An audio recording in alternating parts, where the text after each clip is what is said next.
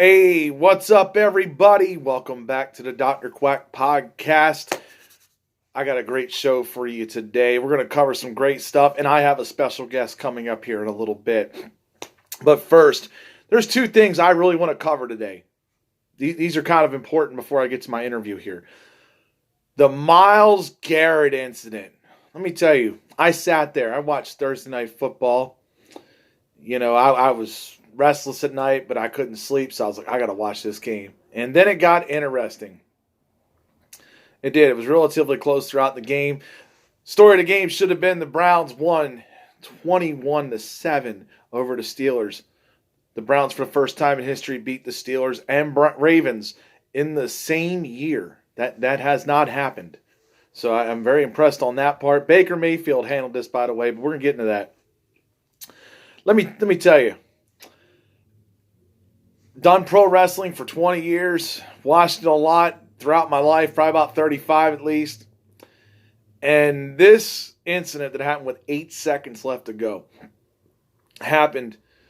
was probably the most devastating thing I have ever seen.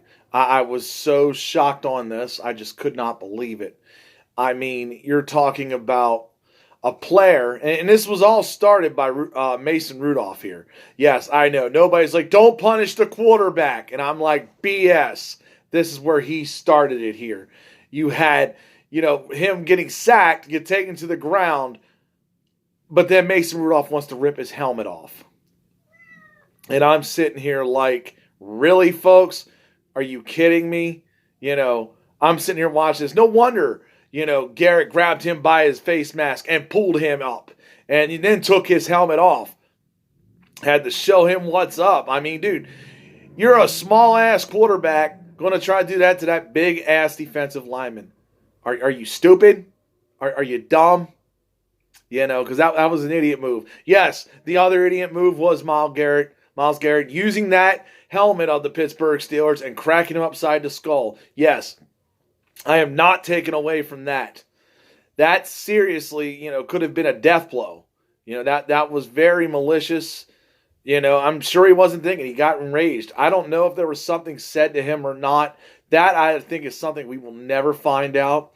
And then, of course, Pouncey coming up with the knees right to the head. That all getting suspended. They haven't finished their suspensions yet because people are coming off the field, so there'll be fine suspensions. But I will say this, yes, Myles Garrett should get his, indefinite suspension. Should be suspended for at least 2 to 4 more games next season. That's just something that's uncalled for. Baker Mayfield, kudos to that. This is unacceptable. Way to handle that and be a, leader and a great quarterback, on the podium because you're the leader, man. Marcus Pouncey getting 3 games. Probably going to appeal it. Probably going to get 2 games as everybody's talking. I'm fine with that. But I believe Mason Rudolph should be suspended for at least 1 game, if not 2. But, they're not going to do that. This is a quarterback league. Quarterbacks are protected. Yes, everybody talks about Tom Brady being protected, right? But nobody else talks about Aaron Rodgers or Drew Brees or any other quarterback, really. They get protected too. They're the shield. They're protected by the shield. It's kind of the way it goes. Speaking of quarterbacks, good old Colin Kaepernick had tryouts today. I got to watch a little bit of the video here. I got to say, I was fairly impressed. Do I think he belongs in the league? My answer, yes. I think that potentially, if he went to a really crappy team, he would probably be a starter. I think if he went to a contender, he would make a good backup. I know everybody's going to complain about him kneeling and, for the flag and disrespect and all this other stuff. I don't care about that. I mean, it's a big deal, but to me, it does not matter. The matter is this. Can the guy play football? Right? That's what he's trying out for. Yes, people have committed crimes. Quarterbacks have committed crimes. Michael Vick, he hung dogs and killed them. That's not the same. Dude, they're both, one's a felony. The other one is just a protest that didn't cause any legal action. Yes, it pissed people off. I get it. It pissed me off.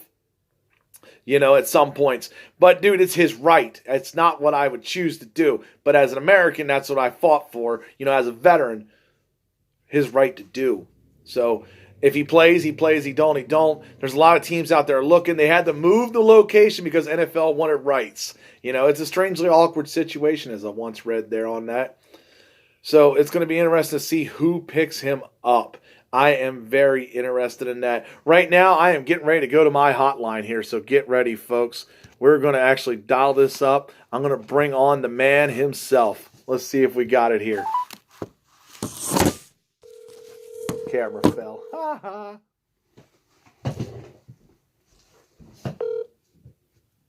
Hello. Hey, what's up, man? Welcome to the Dr. Quack podcast. My guest at this time, the greatest of all-time managers that I've ever met in my life, the manager of champions, Eric Nelson. Well, thanks for having me, Doc. It's been too long. It really has, man. I'm glad to have a returning guest. I have a few of them at times, and trust me, this is one of my favorites. So I understand that you have a show coming up here Sunday? Yes, tomorrow. Now, don't ask me to pronounce this because my Spanish is pretty horrible still. But what it translates to is the best wrestling in the universe.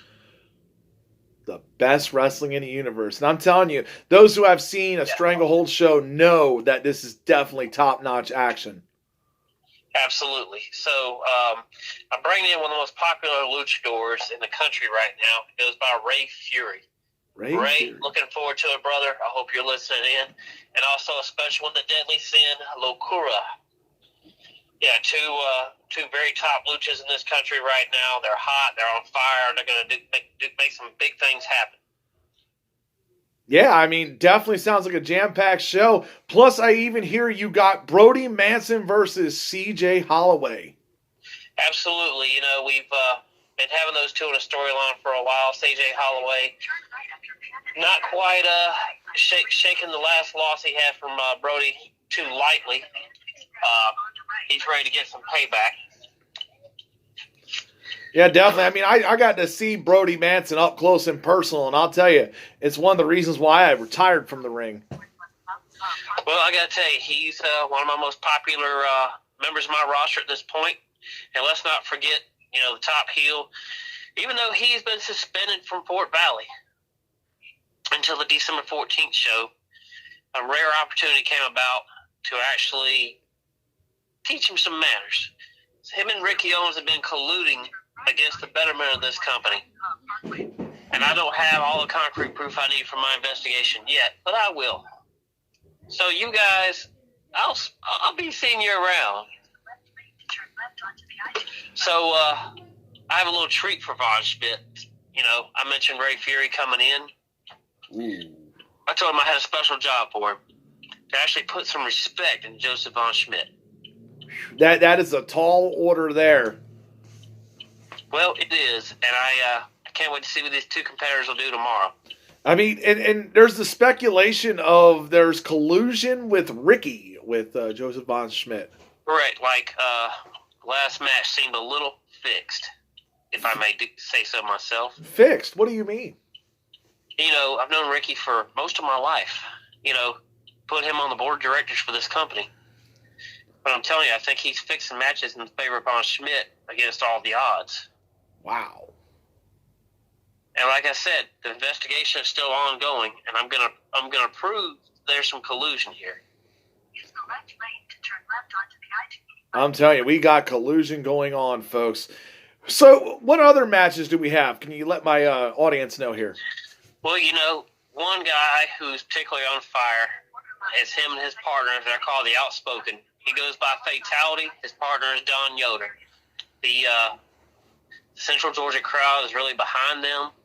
I'm bringing them to Austell for a special tag team match to face one of the hottest tag teams from this Georgia boys. That would be the team of the Natural Disaster, Josh Storm and Sean Nelson, who you also saw the previous Call to Arms show. Yeah, they were impressive. So, I'm really monitoring tag team wrestling right now, and this is where I think I want to start, in particular because I want to test the might of the Outspoken and see if they can handle them West Georgia boys. Yeah, you really haven't seen a lot out of tag team wrestling over the last like 10 years or so. It was almost the lost art, wouldn't you say? Well, like I told you, I'm pulling out all the stops. I'm telling you, I can't wait to see this. Any other matches coming up? Well, for this particular show, uh, Woody and Dean is making a special appearance, Ah, God, I wish I was down there for this one. I can't wait to see this. and he has secured a number one contendership spot for the Warzone title, which is currently held by Dangerous Danny Horn. Oh, that'll be a great match to watch. Speaking of Danny, he's taking on Skrull the Great in a match for the Warzone title tomorrow. I'm having a special battle royal at the beginning of the show to determine who will be the other number one contender for that match. So whoever wins this battle royal will face Dean and Woody at a match later that evening. So I wish all comers the best of luck. Because Dean and Woody may seem like he's not all there. He may seem like he's going to be a pushover and an easy one to get through, but I wouldn't go to sleep on this one just yet, guys. I mean, it definitely sounds action-packed. Where's the show going to be at? Well, we have secured a new venue called El Galaxy. It's basically a discotheque located 10 minutes from the Riverside Epicenter in Austell. It's at 5055 Austell Road in Austell, Georgia, for all you guys listening. So tomorrow, bell goes off at 5. I hope to see you all there. All right, and how much are tickets? We have a VIP special. Ooh, what are you getting the VIP special? Right on the stage, overlooking everything, get full menu at your disposal. Of course, the VIP table will be forward to a table, a drink special. Basically the treatment, if you will, as club owner Abel has mentioned. Okay. And, of course, we have $10 general and $25 ringside for this one. Oh, wow. Definitely sounds like a show, that you really want to attend. So, yeah, anything else you want to say to the fans here? Well, in just a couple of weeks, we have a massive debut coming. Ooh. He is the Viking warrior Tyrek, coming from the Great White North, seeking to challenge the best that Stranglehold has to offer. I've heard of this guy. Oh, yes, a fire-breathing Viking. You don't find too many of these guys, and he is massive. He looks like he's ready to destroy anything in his path. But we'll see how tough he is when he faces the outlaw Brody Manson at Gladiator Wars November 30th. There you go, folks. The only place to see it, man. Come down there Sunday. Austell, Georgia. And, of course, the Extreme Phenom will defend his World Heavyweight Championship tomorrow. So, may the best man win on that one, because, as you saw at the Epic Rumble, Phenom destroyed his own tag team partner to secure the number one contendership for that title. And at Bloodbath, Robert Veen, on the behalf of True, went to defend the title and, of course, lost miserably, I might add, because Phenom was hungry for championship gold. Yeah, this is definitely, that's going to be, pure chaos, man. I hope you got enough security guys there. Well, I even had armed security, especially for this one. Holy cow. Yeah, it sounds like you're going to need it. Whoo! I'm telling you. Yeah, check this out tomorrow. Make sure you go down there. I'm telling you, this looks like action-packed action here. Yep, and we're going to follow it up with Gladiator Wars. Oh, to mention Gladiator Wars while we're on the subject of great sport of wrestling. That's right. One of the feature matches is Robert Veen and the Transcendent, his hired guns, along with the Unholy Alliance's T.W. James, the Bulldog himself, have decided to intervene in my business way too much. Oh, no. They intervened at Carnival of Souls in the heavyweight title match that saw Skrilla and Phenom being jumped during their match. The Outspoken came to the aid of the heavyweight champion and the contender. So I'm making a special match, an 8-man elimination style gladiator match. Holy cow. This will settle our little differences. So what exactly is a gladiator match? Elimination style. It'll be, if partner has to face partner, then that's what it'll be. Oh, man. Friend versus friend, brother versus brother. It could very well end up that way. Holy cow. But the Transcendent and Unholy Alliance seem to think that they're going to be on top tomorrow, on November 30th. And I dare say I have a feeling they're going to show up tomorrow as well. Oh, yeah, one more special thing for the show tomorrow for all you folks listening. Tommy Maddox is returning from his tour in Japan from World 1. I want to say that's World 1 or 01 in Japan. I'm still learning about Japanese wrestling. Wow. And he's ready to take on all comers. I hear that Robert Venus Transcendent wishes to challenge the superstar himself that's just returned from laying waste to his opponents in Japan. So I can't wait to see that one. Yeah, that's definitely going to be a great spectacle to watch there for sure. So you mentioned you want to talk about the helmet incident. Yeah, I'm curious. We were talking about this earlier. Myles Garrett. Yeah, what's your thoughts on this situation? Well, like I said, football is, like wrestling, traditional knockdown, drag-out sport. But at the same time, there's still a line to be drawn. There's still a little bit of professionalism that needs to be exhibited. I mean, these guys are paid millions of dollars to go out there and entertain fans of the NFL. And to have this sort of unprofessional behavior is inexcusable. I definitely feel that hitting a guy in the head with his own helmet after taking it off of him is inexcusable. The guy should be suspended and fined, Oh, yeah. I mean, that was some serious damage. Yeah, I mean, if it was just a little further up, it probably would have killed him. That's what my thought process is. I mean, Mason Rudolph, he started this, though. He was pulling the helmet off. Do you hold any blame to him?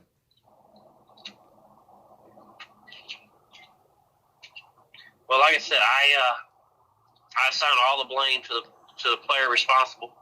Okay. On this one. Because, again, it's professionalism. You're paid millions of dollars to represent, your brand, your franchise. And if I were the owner of that team, I'd send him packing. Yep. Also, I heard today that they had a big famous guy in Atlanta for you. I heard he was having some tryout. Oh, Kaepernick.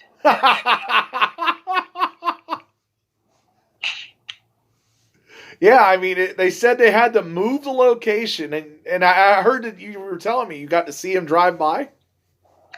Yeah, I saw that character. What was it? A big media circus following him?